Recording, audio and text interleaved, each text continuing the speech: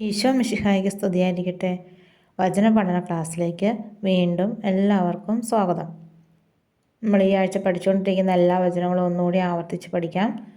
നിയമാവർത്തനം 4:7. നാം വിളിച്ചപേക്ഷിക്കുമ്പോഴൊക്കെ നമ്മുടെ ദൈവമായ കർത്താവ് നമുക്ക് സമീപസ്ഥനായിരിക്കുന്നത് പോലെ ദൈവം ഇത്ര അടുത്തുള്ള വേറെ ഏത് ശ്രേഷ്ഠ ജനതയാണുള്ളത്. സങ്കീർത്തനം 90:14. പ്രഭാതത്തിൽ അങ്ങയുടെ കാരുണ്യം കൊണ്ട് ഞങ്ങളെ സംതൃപ്തരാക്കണമേ. ഞങ്ങളുടെ ആയുഷ്കാലം മുഴുവൻ ഞങ്ങൾ സന്തോഷിച്ചുല്ലസിക്കട്ടെ. മത്തായി 6:33. നിങ്ങൾ ആദ്യം അവിടുത്തെ രാജ്യവും അവിടുത്തെ നീതിയും അന്വേഷിക്കുവിൻ, അതോടൊപ്പം മറ്റുള്ളവയെല്ലാം നിങ്ങൾക്ക് ലഭിക്കും. ഇനി നമുക്ക് ഇന്നത്തെ വചനം നോക്കാം. പ്രഭാഷകൻ 7:10. പ്രാർത്ഥനയിൽ മടുപ്പ് തോന്നരുത്, ദാനധർമ്മത്തിൽ വൈമുഖ്യം കാണിക്കരുത്. നമുക്കിത് 3 പ്രാവശ്യം ഏറ്റുപറഞ്ഞ് പഠിക്കാം. പ്രഭാഷകൻ 7:10.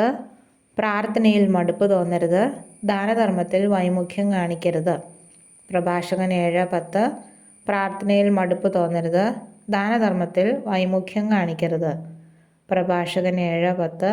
പ്രാർത്ഥനയിൽ മടുപ്പ് തോന്നരുത്, ദാനധർമ്മത്തിൽ വൈമുഖ്യം കാണിക്കരുത്.